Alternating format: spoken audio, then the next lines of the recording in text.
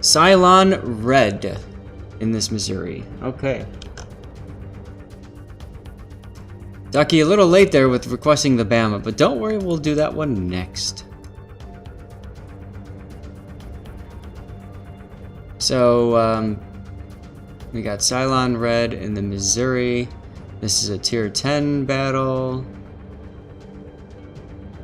Lots of Frenchies over here. 3 Richelieu.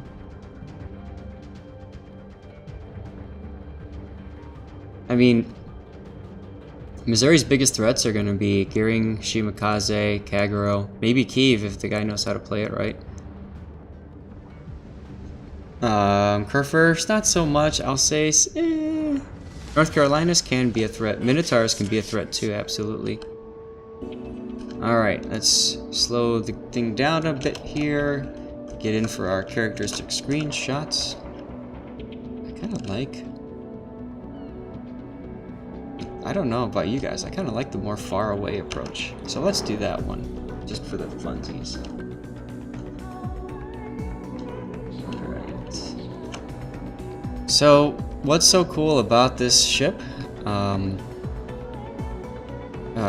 hate that they messed up the numbering. I think they messed up the numbering. Anyway, really good guns, and it's got better armor than the Iowa. It's got good maneuverability. All that kind of stuff. So let's see, what do we got here? We've got gotta move my cat out of the way. He's on my flag list. I think this is the anti-air one. Yeah, okay, so this is the boost for anti-air. Credit, repair booster up top here, and then Commander XP. And he's running the default camo. Interesting he's not running the Measure 22. Personally, I prefer the Measure 22 because it actually gives you a little bit of a bonus in that it's harder for people that are on really, really crappy potato laptops to be able to target. If you have never yet visited the Missouri, you owe it to yourself as an American to get to the Missouri and check it out. If you're a Canadian, I guess we can let you in too. But it's very, very worth visiting. And Pearl Harbor, Pearl Harbor itself, of course, is very worth visiting. But, you know, it's a great ship. The other Iowas are good too, so check them out. The negative about the Iowa-class battleships is that they all were modernized after World War II, so a lot of the anti-air guns that you see in the model are no longer there. They're out of there. So you lose pretty much all of these 40mm Bofors, and some right here, these 5-inchers are gone. There's a big flat area over here around the smokestack where the Tomahawk missiles, cruise missiles are, and there's a helipad back here. The crane's gone. Yada yada yada yada yada. So, but still worth checking out. What about a half and Halfer? I don't know what you're asking for that, Ducky. What ship museums do I recommend? So I've been fortunate to visit 3 of the Iowa-class battleships. If you had to choose any of the Iowas to visit, the Wisconsin is my personal favorite so far to visit. And the reason I like the Wisconsin, that's in Norfolk, Virginia, it's because, one, nobody really goes there, sadly enough, so there's not a lot to see in terms of, well, there's not a lot of people, I should say, that'll bump into you, get all over the place. In Missouri, there's tourists everywhere. I mean, good luck getting a shot of any part of the ship with nobody's face in it or something. Oh, okay, Ducky's a dual citizen. Well, I guess we can let you in. As long as you bring something cool. Anyway, so, yes, so Wisconsin, I like that. The other thing that's cool about the Wisconsin is that there is a parking garage right across the street from it, and you can go up on the top roof of the parking garage. I think it's like the 5th story, and so you can get some beautiful angled shots looking down on the ship from up there, and that's really cool. And if you want to be a little extra ballsy, there's a legal firm on the roof, or on the penthouse floor of the skyscraper that's attached to the garage. So you can go up there, and if you ask them nicely and respectfully, they'll typically let you go up to the windows and take pictures. And that's like the 15th or 16th floor looking down. It's kind of like, in a sense, I guess you could say, like the drone view of the ship. And you don't have to pay anything to do it, and you just have this beautiful shots. Look at these destroyers. Oh well. That's not good. It's rating a tier 8 for a tier 10. Oh boy, excuse me. I had to make sure that I had a manly sneeze there, so apologize for that. And like Belgrass says, the North Carolina is absolutely a really good ship to visit. I haven't visited her yet. That's in Wilmington, North Carolina, if I recall correctly. So that's a good ship. It hasn't been modernized, so all the original stuff's there. The Iowa itself in Los Angeles is pretty worth visiting. I did enjoy it quite a bit. The Iowa has some really good interactive exhibits, whereas the Wisconsin is more come and look at the ship. You can tell that the Iowa makes a bit more money, and as a result, they invest a lot more into the educational aspect of the ship. I'm just going to slow it down a little bit here because we've been kind of missing out on the battle while we talk about these museum ships. Let's see. So that takes care of those. The Belfast is my ultimate favorite. The Belfast is a great ship to visit. It's in London on the Thames River, right by the Tower Bridge, and very much worthy of spending a full day out there. There's so much there. The Imperial War Museum's done a beautiful job. All these wax figures and everything up there make it look and feel like it's the real deal. They even pipe in audio in some parts, like the galley, to make you think that it's there. So that's exciting. Thanks. So definitely check that out. My wife was acting like I was just dragging her on the ship, and the funny thing is, after 3 hours, we kind of had to drag each other off the ship so we could do other things. So that's a really good one. Other ships that I visited, the submarine in Pearl Harbor is pretty good. Don't remember the name of it off. Bowfin, I think. The Arizona Memorial, of course. Absolutely check it out if you're at Pearl Harbor. Suggestion, get to Pearl Harbor before it opens. Kind of like you would get to an amusement park before it opens to get on the rides before everybody else shows up. Same idea with the Arizona. If you get there 30 minutes after it opens, you have to wait till like 10:30 a.m. and I think it opens at like 8 or 9. So, I mean, you're talking about now getting stuck there waiting until you have the opportunity to go and check it out. I've been on the Texas in Houston with Raptor, and that was awesome. The Texas is a very important museum ship that is falling apart, which is why I was very happy to donate money to its relief and put that in through Wargaming. That was the first time I ever gave Wargaming money. And it went right through to the Texas, so I had no problem with that whatsoever. What's another good ship to check out? The Intrepid class Lexington itself, where we had Let's Battle tour.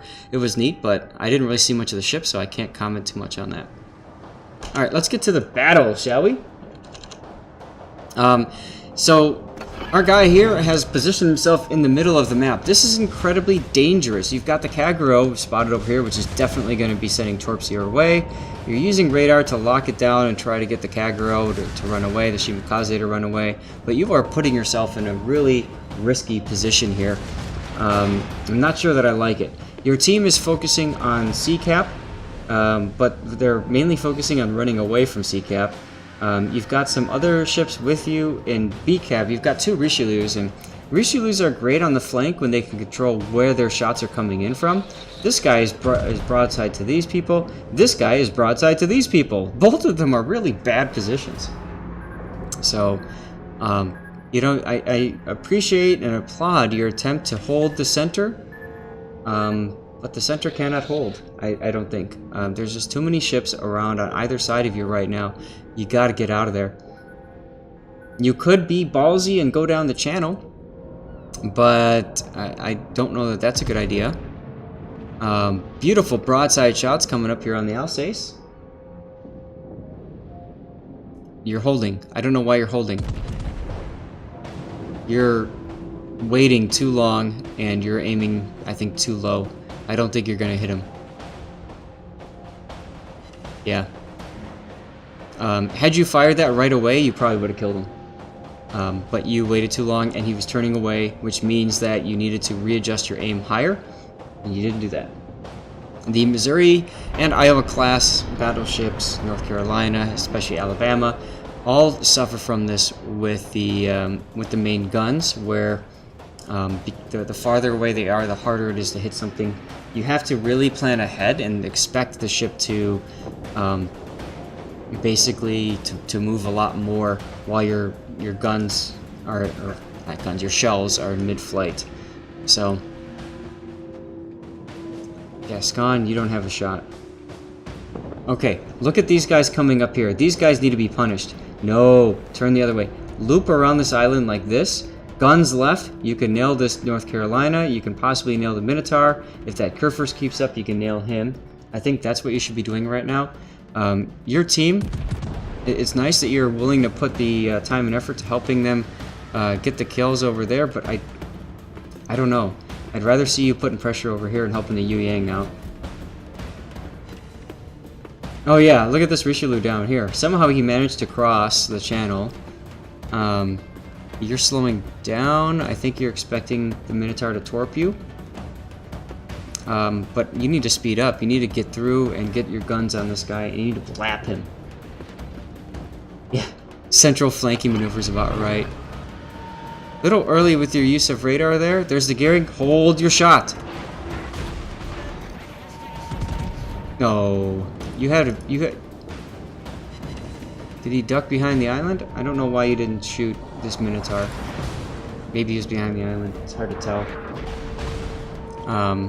But hitting the gearing is okay. You had the opportunity though to really punish this Minotaur. Here comes the Shimakaze coming in behind you because you guys have all left the area. And here's where I think if you would have gone left, at least you would have prevented this guy from pushing up. You would have had shots on the Shimakaze, the Kagero. Look at this epic Richelieu fight down here. But, I mean, I don't like the position that you've put yourself. I don't like the position the team's put itself. Shimakaze just got spotted, man. You gotta shoot the Shima. Instead, you're going for a shot on the Gascon that's going to be meaningless. It's going to do absolutely nothing. It'll damage him, sure, but I mean, you're not going to get that legendary, you know, detonation or anything like that out of it.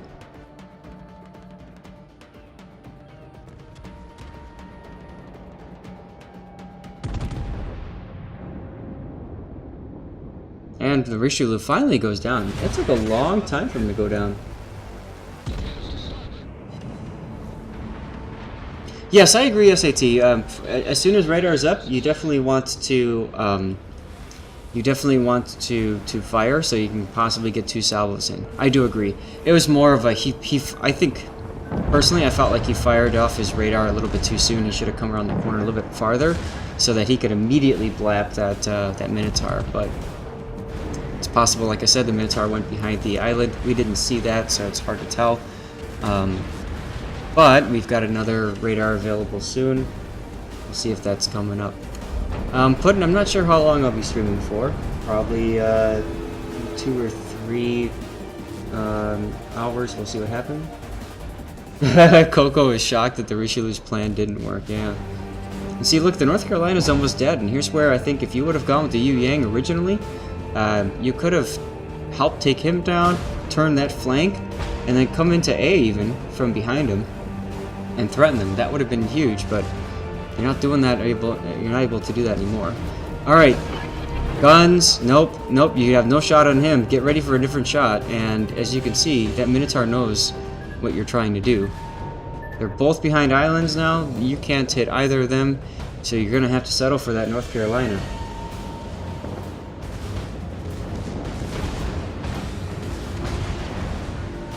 Or that Kagero.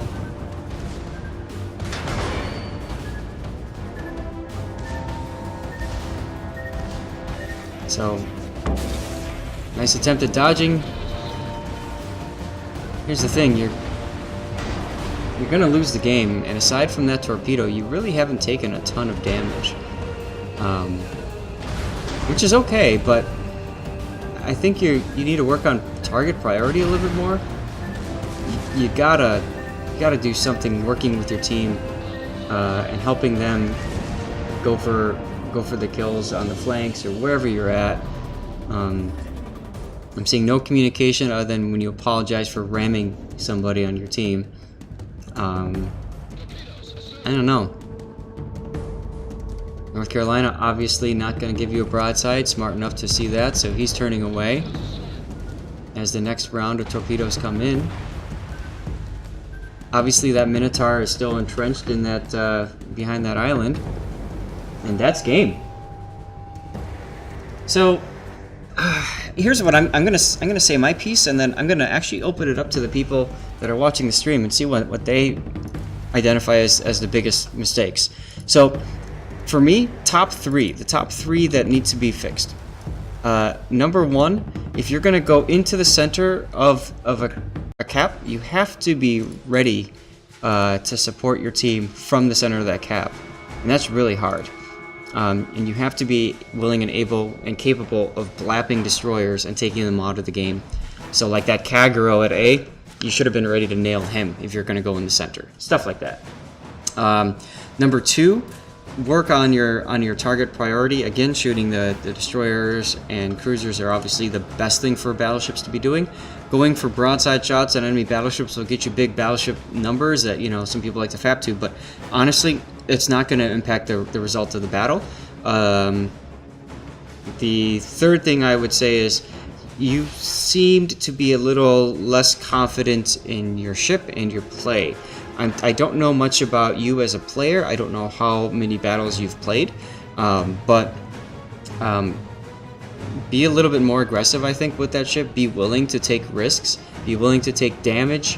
That sort of thing. I think you could have projected your power much more on the battle, but when you were in BCAP, you did that, and you saw the enemy didn't really challenge you. But then you left BCAP, and then they just came right in. And again, that's where I think had you gone ACAP around, you could have at least turned that flank, or at least helped. All right, let's take a look at what the people on Twitch that are watching have to say. So, Edge Case just tuned in. Surprisingly, not a lot of damage by Missouri this game.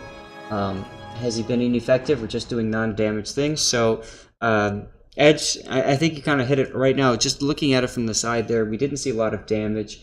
We also didn't see him taking a lot of damage, so unfortunately, his positioning was just off. Coco, playing battleships is mostly positioning, and that's where you have the most issues in my mind. Okay, so Coco, what kind of positioning, and SAT's agreeing with that, what kind of positioning would you have liked to see him do?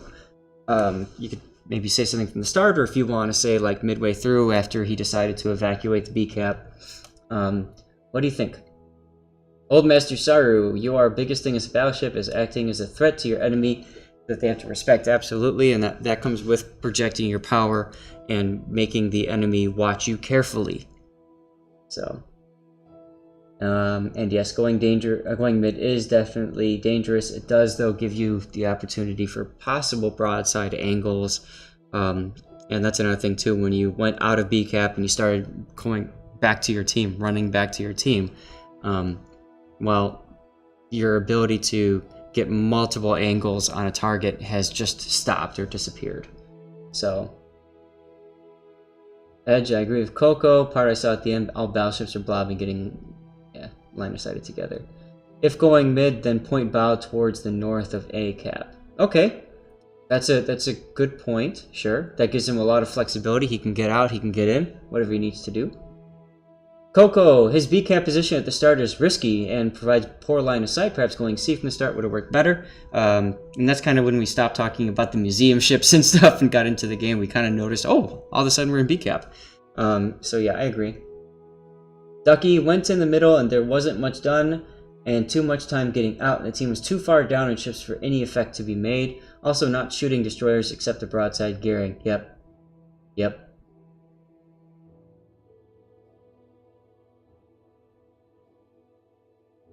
Shells are just gathering dust sitting in the barrel. I think that shot on the Alsace, you held your fire. You should have shot, man. You could have taken him out.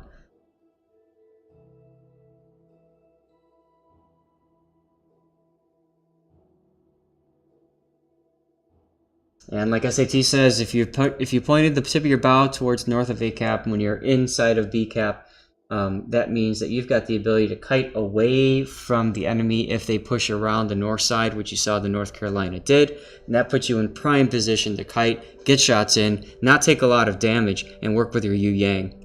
So the reason why this was a priority was that the person that sent this to me said, I don't know what I did wrong. So I'm hoping that watching this replay here and hearing my feedback as well as some of the feedback of those who are watching, I hope that kind of helps. And any final words, guys? Anything else that you want to share?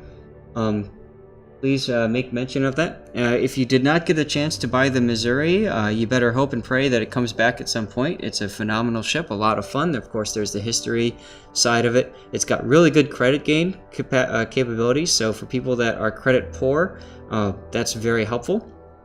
Right now, the Tier 9 ship available is the Musashi, which is, in my opinion, not as fun, comfortable of a ship to play. But it still does really good, respectable damage, and it's still a terror on the field. Just doesn't make as many credits.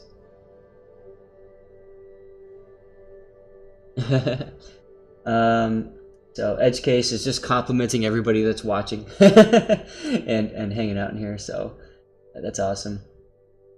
Putin says, just hit the W key 4 times and pray for the best. You know, sometimes that's the best way to go. And Seabear follows up with saying, I'm not sure I would trust some of the brains in here. All right, fair enough.